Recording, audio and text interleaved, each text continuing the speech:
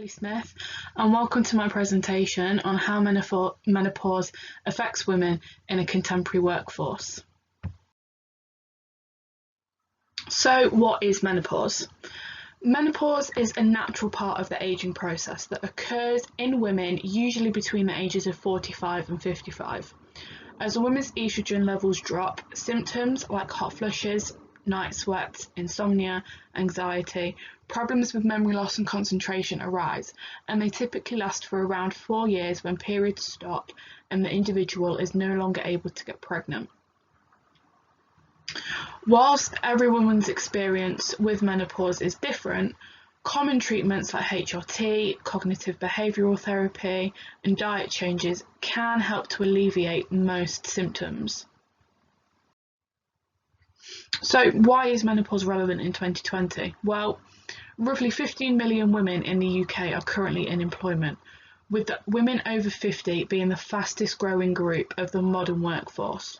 Now, the average age for the onset of menopause symptoms is 51, but with more and more women working past this age, the issue of menopause is a stigma that hasn't developed the same kind of media attention than that of mental health or of the rise in hidden disability cases.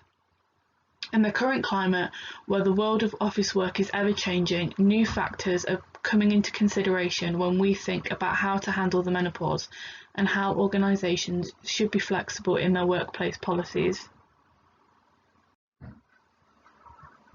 So, how does menopause affect the workplace? Well, it affects the workplace in many different ways, but a 2019 YouGov study of 1,409 women identified that concentration, stress, and lack of patience were just a small number of symptoms that had a negative effect on how women worked. When we also look at the physical symptoms of menopause, like hot flushes, heavy periods, and insomnia, it is important for the organisation to understand how employee well-being should be available to all in order to maintain some level of comfort during a working day. With this in mind, we can comment on the fact that menopause may reduce staff efficiency, increase sick pay and absence, and therefore reduce productivity. So there are many perspectives to consider when we look at how organisations are affected by menopause. Firstly, it is important to consider the perspectives of all employees, both male and female. Whilst it's clear that male managers have much less understanding of how to deal with menopause, statistics look at the fact that men want a wider education and to normalise the ability to share information and increase awareness. Research indicates that male employees would benefit from more education about menopause and would decrease the feeling of belittlement when discussing symptoms. Similarly to this, the women of Generation X have voiced their ideas and their opinions that it is important to cross-generational educationalise women. Most of the work has been done to eliminate stigmas of pregnancy and maternity leave, but the generations of women experiencing menopause now want women of Generation X to understand the difficulties of the workplace taboos, so this can be eliminated for the future.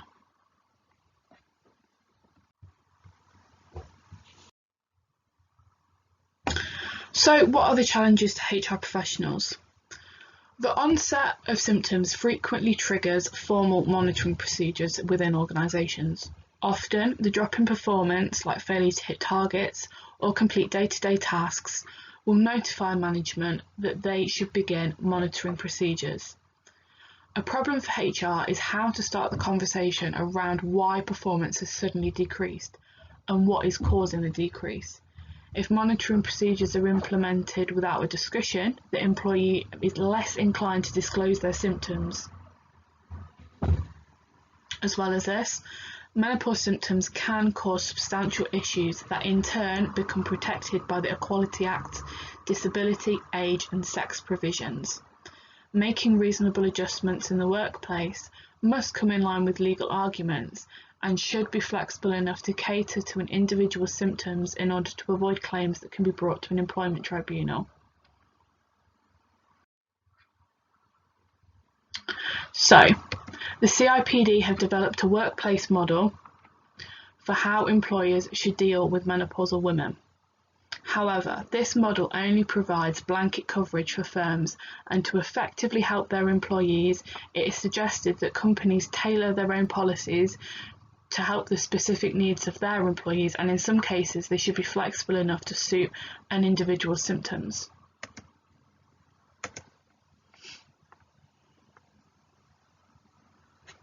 Government laws like Health and Safety at Work Act and the Equality Act can be used within businesses as a basis for how to develop and manage the needs of women in employment, specifically detailing the flexibility and reasonable adjustments that should be in place. And an example of a menopause policy working well is Network Rail. This organisation has understood that women are the minority in this industry and have successfully used a combination of strategic targets to increase female workforce and develop their policy from a female standpoint. So what still needs to change? In order to change the workplace dynamics and provide a more inclusive workforce, it has been suggested that organisations provide standardised menopause training for all managers, specifically targeting the appropriate ways to effectively coach and mentor a woman through the menopause. For example, creating a mentoring scheme and developing a culture would allow a relationship to build between a mentor and a mentee, therefore creating a symbiotic relationship that can focus on how both personal and professional development can be implemented. The implementing of mentoring schemes could include cross-generational mentoring to allow for older employees to enlighten younger generations on the topics affecting them most, which will install a greater sense of upheaving the system and making a significant combined change. Other examples can include changing the outstanding workplace policies to include women of both peri- and post-menopause, therefore ensuring that we don't discriminate against a wider demographic of women in the workplace. So in order to effectively implement change, we should take providing standardised menopause training for all management as a target. In order to achieve this target, we could use the ADKAR model. This model provides a practical answer about how to effectively change management. The 5 processes of awareness, desire, knowledge, ability, and reinforcement describe how to enable change in order to engage employees. Unlike other models of change, ADKAR emphasises that successful change can only occur if all steps are fully developed. This model is particularly useful for HR to implement menopause training because success is reliant on leaders' understanding of the business and the personal dimensions of change. We can therefore use this to embed information on how menopause changes the way women work. Likewise, the emphasis on the ability and reinforcement encourages the sustainability of information, and training further encourages the organisations to deal with menopause as a corporate strategy rather than a philanthropic health policy. So, to conclude, we have established that menopause is a long-standing health issue that can last with women for many years within the organisation.